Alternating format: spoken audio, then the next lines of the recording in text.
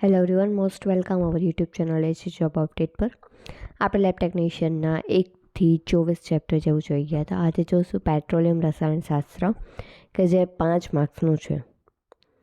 જો તમે video like ન કર્યો હોય, શેર ન કર્યો હોય, કમેન્ટ ન કરી હોય તો કરી દેજો. અને હાઇપ માટે તો બિલકુલ કહેવું ન પડે. હવે થોડાક જ ચેપ્ટર બાકી છે, તો પ્રિપરેશન બહુ સારું ચાલતી હશે એવી આશા છે.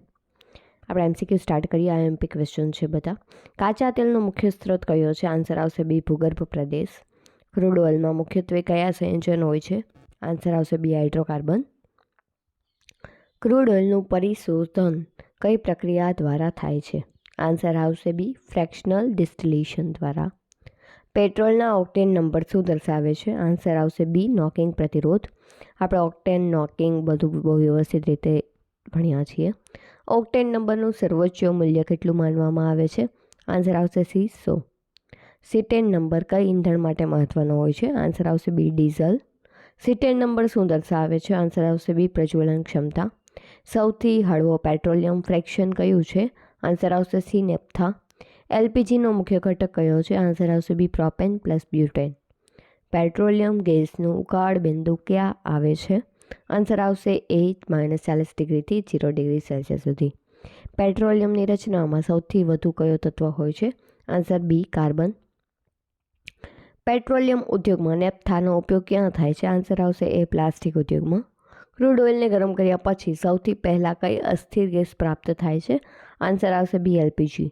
પેટ્રોલિયમ પરિશોધન એકમને શું કહેવામાં આવે છે? બી, રિફાઇનરી. નેપ્થાના ઉકાળ બિંદુ રેન્જ કયો હોય છે? આન્સર આવશે સી, 70થી 200 ડિગ્રી સેલ્સિયસ. પેટ્રોલિયમમાં ગંધક હોય તો કયો પ્રભાવ થાય છે? આન્સર આવશે બી, પ્રદૂષણ વધારે છે. પેટ્રોલનું નોકિંગ ઓછું કરવા માટે શું ઉમેરવામાં આવે છે? આન્સર આવશે બી, TEL એટલે કે ટેટ્રાઇથાઇલાઇડ. TELનો વિકલ્પ તરીકે શું ઉમેરવામાં આવે છે? આન્સર આવશે એ, MTBE. 19મું, પેટ્રોલિયમ ગેસનો મુખ્ય ઉપયોગ કયો છે? આન્સર આવશે બી, રસોઈ અને ઈંધણમાં. ડીઝલનું બોઇલિંગ રેન્જ કયું છે? આન્સર આવશે સી, 200થી 350 ડિગ્રી સેલ્સિયસ. કેરોસીનનો મુખ્ય ઉપયોગ શું છે? તો કે વિમાન ઈંધણમાં. પેટ્રોલિયમનું સૌથી ભારે ફ્રેક્શન કયું છે? આન્સર આવશે ડી, બિટ્યુમિન. ફ્રેક્શનલ ડિસ્ટિલેશન કઈ ભૌતિક ગુણધર્મો પર આધાર રાખે છે? આન્સર આવશે સી, ઉકાળ બિંદુ. ક્રેકિંગ પ્રક્રિયા શું કરે છે? તો કે મોટા મોલેક્યુલને નાના મોલેક્યુલમાં તોડે છે. કેટેલિટિક ક્રેકિંગમાં કયો કેટેલિસ્ટ વાપરવામાં આવે છે? આન્સર આવશે સી, ઝિયોલાઇટ. રિફોર્મિંગ પ્રક્રિયામાં શું થાય છે? આન્સર આવશે બી, એન પ્રેપાફિન્સમાંથી બ્રાન્ચ હાઇડ્રોકાર્બન બને છે. એવિએશન ફ્યુલ કયું ફ્રેક્શન છે? આન્સર આવશે બી, કેરોસીન. પછી લ્યુબ્રિકેટિંગ ઓઇલ માટે કઈ વિશેષતા જરૂરી છે? આન્સર આવશે બી, ઊંચો વિસ્કોસિટી ઇન્ડેક્સ હોવું જરૂરી છે. પેટ્રોલિયમ ગેસની ઘનતા કેટલી હોય છે? તો કે હવા કરતાં ઓછી હોય છે.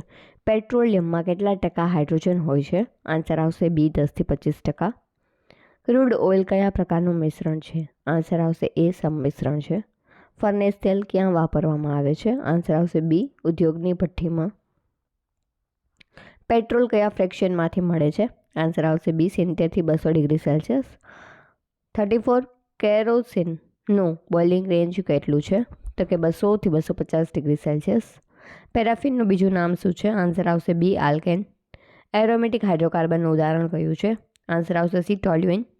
નેચરલ ગેસનો મુખ્ય ઘટક કયો છે? મિથેન. LNGનું પૂર્ણ નામ શું છે? તો કે લિક્વિડ નેચરલ ગેસ. CNGનું પૂર્ણ નામ એકદમ ઇઝી, કમ્પ્રેસ્ડ નેચરલ ગેસ. આસફાલ્ટ મુખ્યત્વે ક્યાં ઉપયોગમાં લેવામાં આવે છે? તો કે રસ્તા અને બાંધકામમાં. પેટ્રોલિયમનું વૈજ્ઞાનિક નામ શું છે? આન્સર આવશે ખનિજ તેલ. પેટ્રોલિયમના રચનામાં ગંધકના સંયોજનનું મુખ્ય કારણ શું છે? તો કે જીવસૃષ્ટિનું ક્ષય. પેટ્રોલ એ કયા પ્રકારનું હાઇડ્રોકાર્બનનું મિશ્રણ છે? આન્સર આવશે બી, પેરાફિક. પછી નેપ્થેલેનિક અને એરોમેટિક. પછી પેટ્રોલિયમ રિફાઇનિંગમાં હાઇડ્રોજનેશન કેમ કરવામાં આવે છે? તો કે ડબલ બોન્ડને દૂર કરવા માટે. નોકિંગ કઈ એન્જિનમાં સમસ્યા હોય છે? તો કે પેટ્રોલ એન્જિનમાં. પેટકોક ટેસ્ટ કોના માટે વાપરવામાં આવે છે? તો કે લ્યુબ્રિકેટિંગ ઓઇલ માટે. ડીઝલ નોકિંગ ઓછું કરવા માટે શું જરૂરી છે? તો કે ઊંચો સીટેન નંબર. એવિએશન ટર્બાઇન ફ્યુલ કઈ ફ્રેક્શનમાં છે? આન્સર આવશે બી કેરોસીન. રોક ઓઇલનો શબ્દ કોના માટે વપરાય છે? આન્સર આવશે બી પેટ્રોલિયમ. પેટ્રોલિયમનો રંગ મુખ્યત્વે કેમ બદલાય છે? તો કે ગંધકના સંયોજનથી. કેટાલિટિક રિફોર્મિંગ મુખ્ય ઉત્પાદન કયું છે? તો કે aromatic hydrocarbon. Cracking mainly produce તો કે લાઇટ હાઇડ્રોકાર્બન. પેરેફિનનું સામાન્ય સૂત્ર CnH2n+2. એ પેરેફિન છે બધા આલ્કેનાઇડ છે એટલા માટે. એરોમેટિક હાઇડ્રોકાર્બન્સમાં કેટલા કાર્બનની રિંગ હોય છે? આન્સર આવશે ડી 6 કાર્બનની બેન્ઝીન રિંગ માટે.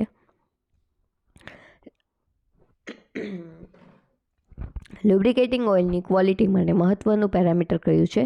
આન્સર આવશે ડી વિસ્કોસિટી. પેરાફિન હાઇડ્રોકાર્બન કઈ પ્રકૃતિ ધરાવે છે? તો કે સેટર્નની. પેટ્રોલિયમ જેલી કયા ફ્રેક્શનમાંથી બને છે? આન્સર આવશે બી પેરેફિન વેક્સમાંથી. બિટ્યુમિનનું મુખ્ય ઉપયોગ ક્યાં થાય છે? તો કે રોડની બનાવટમાં. પેટકોક શું કાર્ય કરે છે? આન્સર આવશે બી સોલિડ અને કાર્બન રેસિડ્યુ માટે. નેચરલ ગેસ કયા ક્ષેત્રમાંથી મળે છે? આન્સર આવશે સી ભૂગર્ભ ગેસ ધારામાંથી.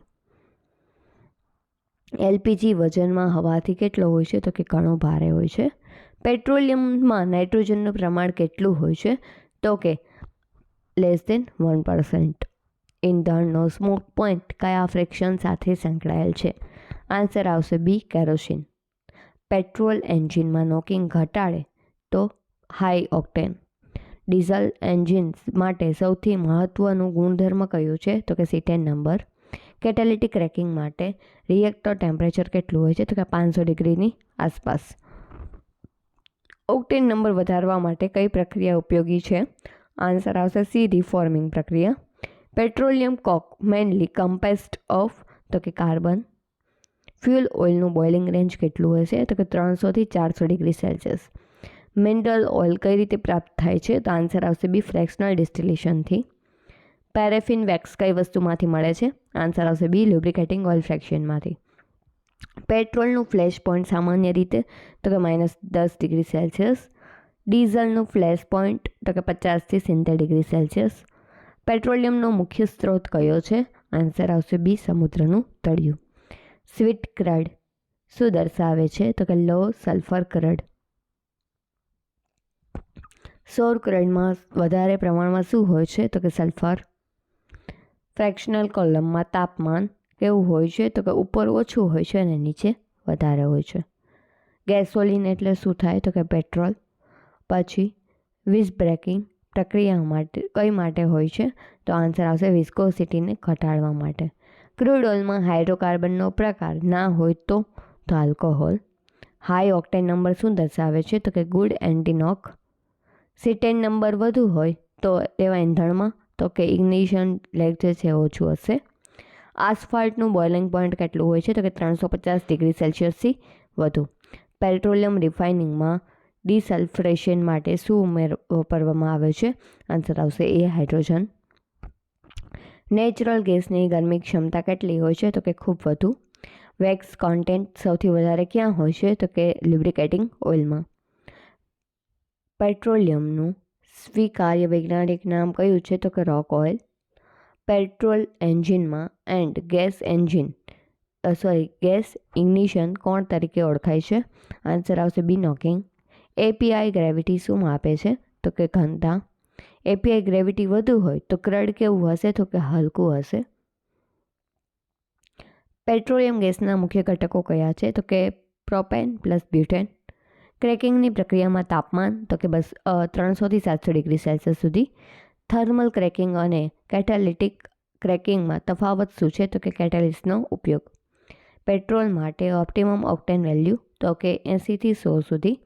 ડીઝલનું C10 નંબર આઈડિયલ કેટલું છે? તો કે 40 થી 55ની વચ્ચે. રેસિડ્યુઅલ ઓઇલ કયા ભાગમાં મળે છે? આન્સર આવશે બી કોલમના તળિયે. જેટ ફ્યુલ એટલે શું થશે? તો કે કેરોસીન. ગેસ ઓઇલનો બોઇલર યુઝ તો કે હાઈ ફ્લેશ પોઈન્ટ. પેરેફિન વેક્સનો ઉપયોગ તો કે મોમબત્તી અને ઓઇન્ટમેન્ટ બનાવવા માટે.